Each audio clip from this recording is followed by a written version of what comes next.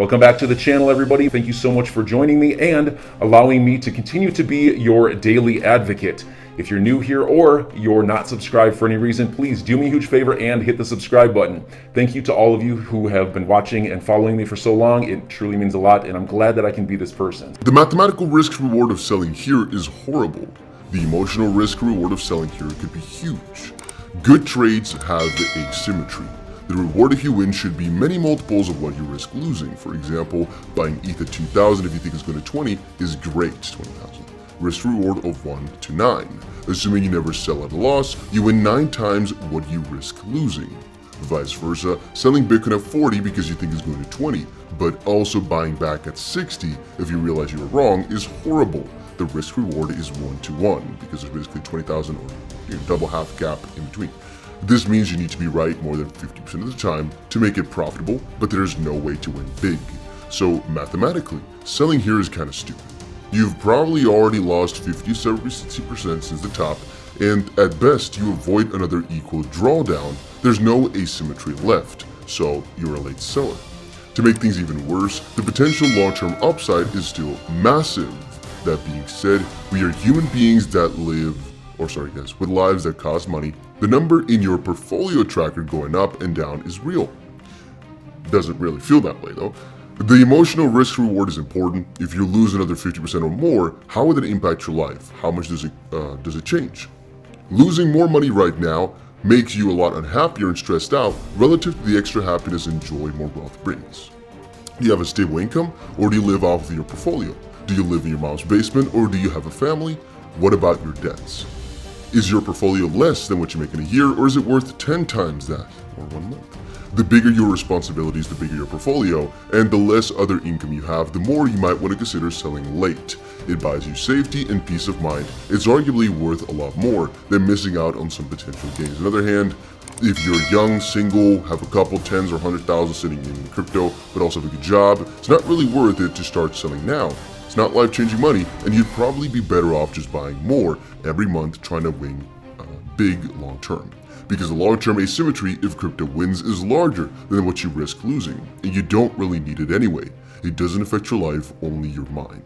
This space is easily 100x long-term if it succeeds, but don't underestimate the stress a multi-year bear market brings and how much mental and financial pain and suffering you may still have to endure.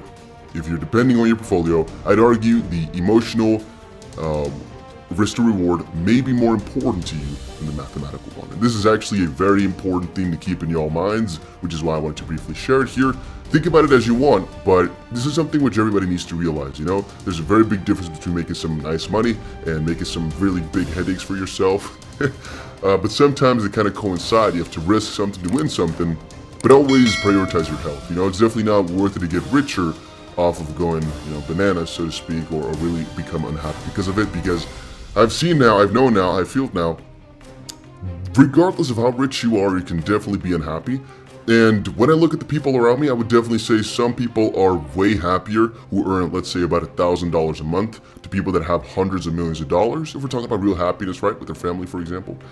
So I would say always prioritize your own, the happiness feeling, but not too much in the sense that you're just neglecting everything. Like, for example, I wouldn't say drink every day because that makes you happiest, But you guys get my drift, hopefully. All right, let's move on with some news, right? Because that was a moral story, but number of small Bitcoin and Ether holders hit all-time high despite waning prices. Little fun fact, they often say in times of uncertainty, and I guess in this specific time where I told you guys this all happened right now, that the amount of holders would kind of falter or anything like that. It's not. There's more and more people holding. I think the tension is actually doing something really good for crypto, but there's definitely something which we can debate upon. It's not mathematically proven by me or anything like that more people are actually buying in times when things get scary. I can't really back it up with facts, but I can back it up with logic. Whenever things get scary, like for example in these scenarios which we described before, like a war or anything like that, I think a lot of people are backing up the Bitcoin or buying more because they think, well, all these central bank currencies are literally that, backed by a central currency. If one country does bad or gets invaded or something like that happens, that currency might falter or something might happen. With Bitcoin, what exactly can happen to it? You don't really have to trust in one country. So I believe as well the fact that the prices are going lower means more people are actually picking it up, regardless of how crazy it feels. Because I believe that this most recent little bullish run, it got a lot of people in, right? But right now the prices are coming down, it gets more people in, and the people that were in are not really selling too much. They're letting go of some of the portfolio maybe, but generally speaking they remain holders, while still more and more people are entering into the crypto space, which is my case. Alright, Cardano actually did really well. Ranks second in 24-hour transaction volume, passing ETH and Litecoin. Not necessarily at a good price. I wouldn't say the price has also been doing as beautifully as I would have liked to see, but I mean, look at this. Cardano Blockchain Insights posted, since January 1st, Cardano blockchain grew by about 13 gigabytes. Historically speaking, this is a lot, and clearly there's a lot of chain activity. The only thing is Cardano's marketing is not that juicy, and the majority of Cardano holders are right now not doing so well, as the price has been faltering significantly.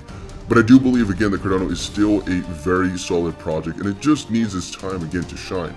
In both of the bull runs we've witnessed right now, the Cardano price did extremely well, and I do believe that if we get back into, crazy one, the price is going to do, again, very freaking juicy. Then, new Elon Musk tweet leaves Shiba Army and Huobi puzzled. Tesla boss has posted a new tweet that has made prominent Shiba and Huobi accounts wonder what the innovator had in mind when posting it. So, I don't really know how people sometimes go crazy for this type of stuff. I'm not sure if it's a crypto type of thing, I'm not sure if it's just a joke, not sure if it's supposed to be some sort of element or anything like that. It could be 1,001 different things. It's Elon Musk. Maybe there's actually some secret meaning in the H with the 2 p.m. on the 22nd of the second month of 2022. Maybe he thought this out. Not exactly sure. Have no idea whatsoever. Here it just said tau over pi. Yeah, I mean, make memes, not maybe.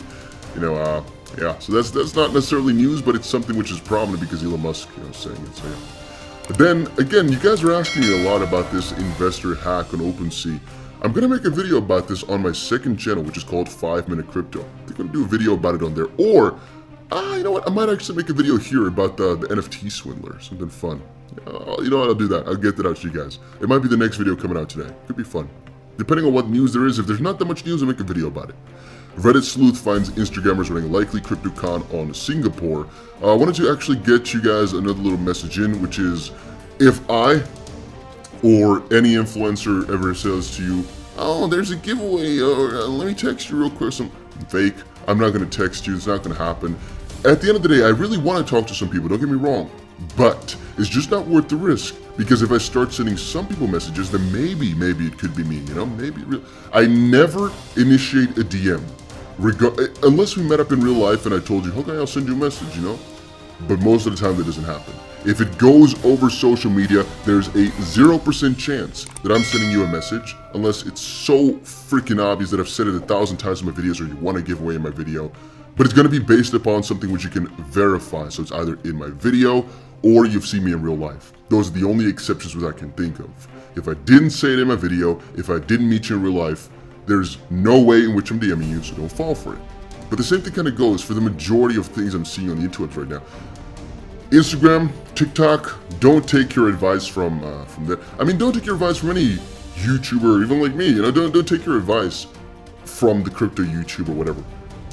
But I think I and a lot of other people on YouTube have more of a ethical stance. Where I'm, for example, I'm not really talking about garbage here, as I don't think it's worth it. I see the way off. Like, why would I?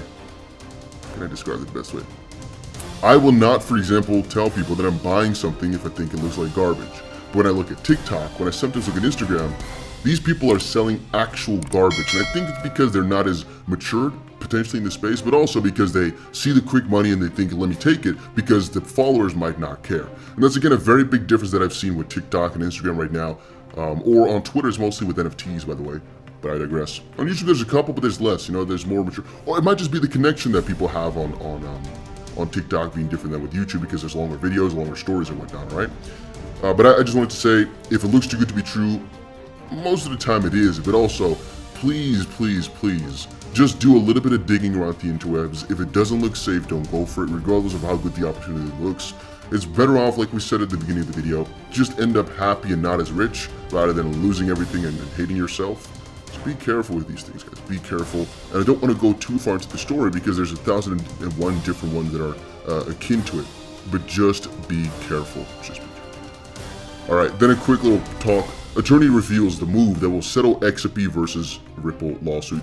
John Deaton said, "I stand by what I said long ago. There won't likely be serious settlement talks until the SEC must turn over the documents. Can both sides evaluate the strengths and weaknesses of their respective sides? Absolutely. How does Ripple evaluate without all the evidence? Is XRP in documents?" So, for my opinion here as well, if you're wondering exactly what the caveat in the lawsuit is, what the most important part is, I talked before about how this new reconsideration motion is extremely important. It is. But I'm still, and I think you guys are all on the same page here, we are freaking waiting for the SEC to just showcase whether or not they ever talked about XRP. I've been waiting like a freaking year, it feels like, to know whether or not the SEC had a stance at one point or another, but it's taken its sweet freaking time.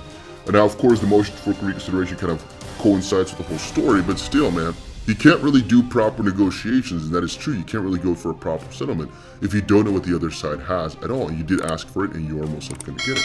You know, they could, of course, assess their own side and kind of deduct or deduce something from that. But you want to know what the other party has, and you can't if you don't know what they've talked about. Yeah.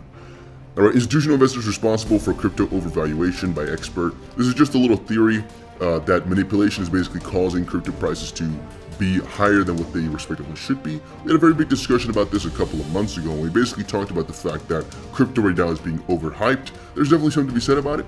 I would say crypto right now is getting less attention than it should have, but if we look at those meme tokens and whatnot, a lot of them are getting more attention than they should for how stupid they are. And again, a lot of people are still falling for just the most obvious crypto stupidity, which I guess still comes due to overhypedness. And that's why I'm also saying, yeah, maybe some institutional investors with their ads or manipulation tactics are calling it, or these institutional investors are making it so that some of these smaller cryptocurrencies or cryptos that I don't think should be really bought much or along those lines are actually getting a lot of volume or liquidity, which makes people, think there's something in that, which again inherently there shouldn't be. But there's a couple of different theories to fetch from here. There's no one conclusion, it's just a little thought process and something to think about for ourselves to keep our minds active. And then crypto funds sees $109 million net inflows despite Russia-Ukraine crisis. This coincides with our earlier article that the numbers don't really look too bad. The amount of addresses of people holding and taking the money off exchanges, because that's also what this showcases, just keeps on increasing, and the amount of money that people are investing keeps on increasing as well. Right now, somebody tweeted, "We are breaking out, things are doing crazy." Give me a second. All right, I just saw somebody post over on Twitter that Bitcoin is breaking out. Looking at the price right now, it's it's hard to say whether or not you call this a crazy breakout. It's up about $1,500 from the bottom. We can actually quickly see if my direct correlation theory still works or no. So yes, ever since the stock market opened, guys, Bitcoin price has been pumping, like I've described 1,001 times before. Expect the direct correlation and trade along with this. Over the 15 minutes here, I guess Bitcoin is also coming down as it keeps following the S&P in almost every way, shape, or form. Yeah, here we can see over the last 50 minutes, the Bitcoin price is also faltering. And again, the Bitcoin price, I guess, over the day here has actually not been doing too bad. It's actually picked the pace up quite nicely. And when the S&P opened, it also, showed itself quite nicely. Right now, I'm not going to tell you that you should follow this and say, oh, we're now bullish, because it can just turn right back around and start falling like massively. It's such a crazy period, such a scary period, and so I'm going to say be careful with all this. Be careful, be careful, be careful. So enjoy your day, everybody. I'm always here for you. Leave any comments or questions below, and be sure to subscribe. But thanks, everybody. I really appreciate you. Enjoy your day, and I always have your back. So thanks so much, everybody.